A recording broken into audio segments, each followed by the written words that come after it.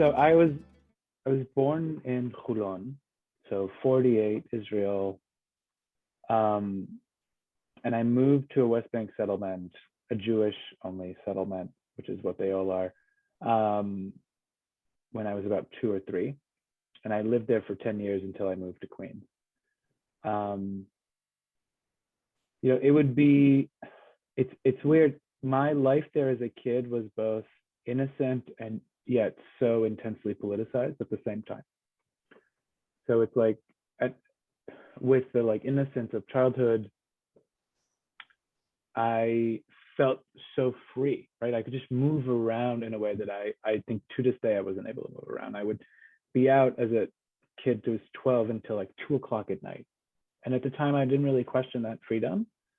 But in retrospect, that ability, that privilege was based in like the erection of barbed wire fences and being an intensely gated and double armored community and occupying the West Bank on a hill, surrounded by segregated roads and filtered with checkpoints.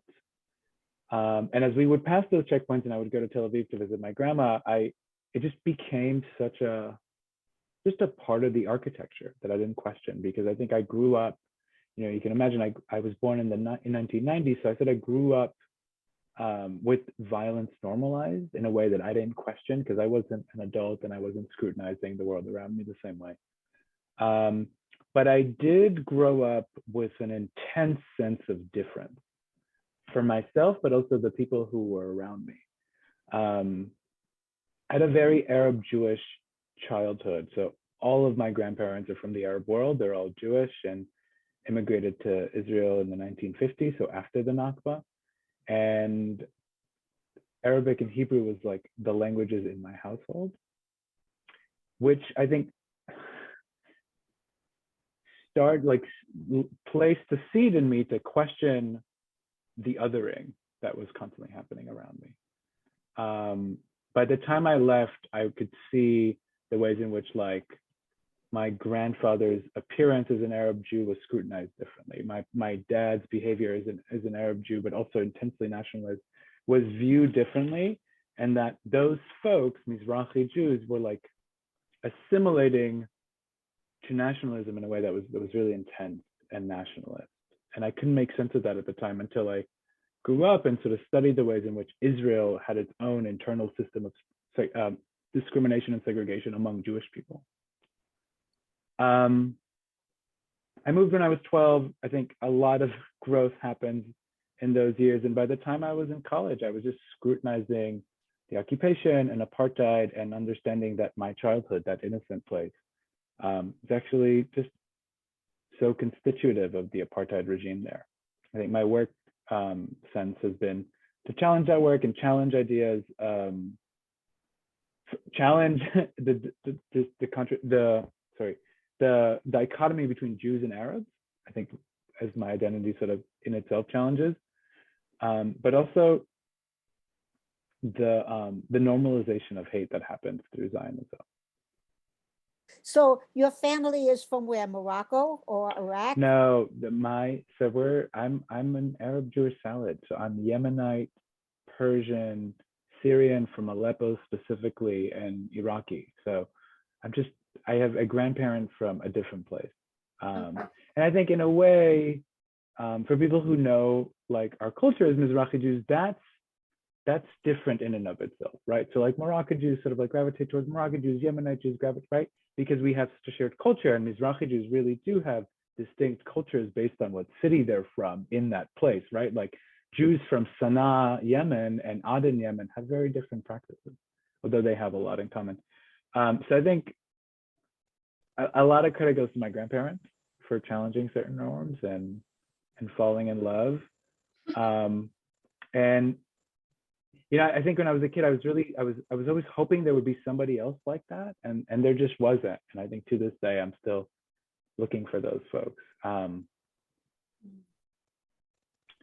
It's hard. Sorry, we're just talking. I think the hardest thing about this is the erasure that happens through Zionism.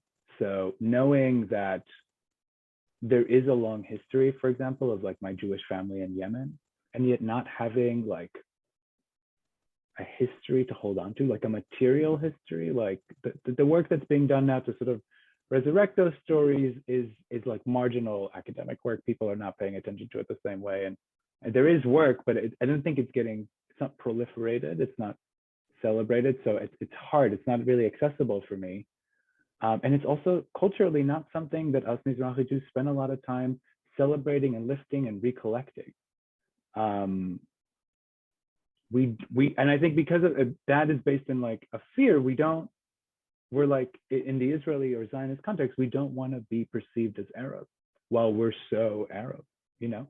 There is this racist idea of what being an Arab is in Israel or within Zionism, and that internalized racism and the erasure that followed just meant that I didn't really have a sense of what that difference was when I was a kid. And it's sort of now as an adult, as a 30-year-old man, I'm doing the work to like unearth those archives and just connect points of that history, right? Because it precedes Zionism by centuries. And I mean, one of the interesting things is that, so now when a lot of Arabs are saying we are Palestinians, which didn't happen before, part of what's gone on is that, you know, the Palestinian Jews, that was totally erased. You weren't even allowed to say that. So, I mean, it's kind of an interesting thing because there was so many Palestinian Jews, and your family might have been some of them, you know, Yeah. and that term itself has been so erased. Wow, it's a really important story for people to hear.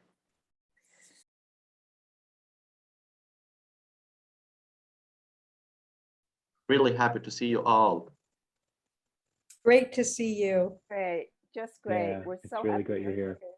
Well, it is actually the period of time where my region goes in a total like blackout. There are, you know, some specific schedule that we cut off the electricity and the internet and everything on area A while we are connecting to area B. So in this time, my area is being cut off, including electricity, water, internet. So I'm doing this, you know, substitutement on my internet broadband so that it can work really heavily, but it works while the electricity and the internet broads on the street are off. So that's why it took so long actually. But I'm really happy it works, and I can hear you and I can see you, and I'm really happy to be with all of you among all the difficulties I just was facing a little bit a while. I think it's important for people to know here, like the day-to-day stuff that goes on that makes it, you know, we all just assume, oh, we just get on the internet. You know, I mean, we may have Zoom issues, but nothing that's like what people, you know, in your neighborhood are going through in Gaza. I think it's important for people to know that. So it's not like it's so easy. Yeah, like I mean, like there are some certain kinds of people who would understand it from the angle that it is just an electricity blackout and it'll be again in a while, but it's not like this at all. Like imagine 8 hours a day, 8 hours a day, and sometimes longer, oftentimes longer, without electricity, without water, and without internet. You know, like you're cut off from the whole world, like trying to survive and just being okay with no water to wash your face, to bath, to cook, to do your food, and you know, like to without TV, without internet, without everything, 8 hours a day. So this is what we are trying, you know, to deliver to the whole world as a message, as a package message, that this is not only like a problem that happened just in the electricity distributing company and they are working on fixing it. No, like it is huger than this. And when you look beyond the limits of the scene, boundaries of the problem, it is beyond an electricity cut off or an electricity blackout. Yeah, you're right on this point. Yeah, totally agree. It's also a deliberate strategy to try to wear you down in Gaza. to try to make you just give up. Mhm. And the fact that people are not giving up is amazing. For the people who managed to see Gaza, I mean, on the ground, like who managed to visit Gaza, I mean, they would go to, it is not actually a hotbed of militancy. And I wanted to stress on this. It is not a hotbed of conflicts, of wars, and of hardship. You would see in the eyes of the people insecurities, despair, terror, fear. But in the same eye, you can tell that you are touching or you are sensing a duty to look for beauty in every single aspect of life, you know? So they take advantage of every minute to dig beneath the earth just to find a reason to live, even if freedom is not on the plan, or even if like the necessity equipment of life or the necessary daily life routine are not really available, they would woke up every single day faced by the same or by the worst version of the same challenges, but looking for solutions. You know, like it is really like I'm saying this because maybe I like may have a story to tell. They are faced by a burden, by like a quantum amount of hardship and difficulty, but every single day they woke up in the morning faced with these challenges and with these problems, but in a worse version, but they also dig for solutions. They also dig for hope. They look for freedom, even if it's not seen, like even it's not in the capacity of their eyes or their hands. They keep also looking for life, and within life you can, you know, include all the definitions available, like just all humans everywhere want or do life, live their lives. Like I mean by life, simple, basic, mere human rights: water, internet, traveling, visiting your relative in the other territory that is occupied, but you are not allowed because you're holding a green card. It means you're Palestinian. And this is actually leading to another point, that they label us with these criminal Palestinian identities. So we keep ourselves busy fighting the label, not fighting the causer of these labels or the oppressors that are imposing these labels, you know? So again, like, in other words, like the Israeli regime has created a labyrinthine system that interjects itself within the little tiny details of our daily life. Like we have to manage our schedule to the military rule timing. So we can't go to visit our relatives, we can't go to college. We go through unparalleled amounts of humiliation and abuse on these checkpoints and on these borders. And this humiliation and this abuse is enough to make us think of leaving the country, of abandoning the case, of abandoning the context of our homeland. They also tangle our lives to their timing regarding water, regarding electricity. So you just think of the little and the basic things like washing faces, cooking food, making dinner, inviting your family or your friends to dinner, to Turkey, for example.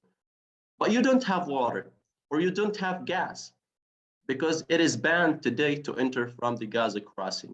So you think of only these little simple details, and those details at the same time, though they are really small, but they are enough to make you think of leaving, of departure, of abandoning not only your identity, but also abandoning the 73-year-long struggle, not only of yours, but your ancestors and grandparents before you. Like the story is long about this, subversion, and I'm really like suffocated to be like, okay.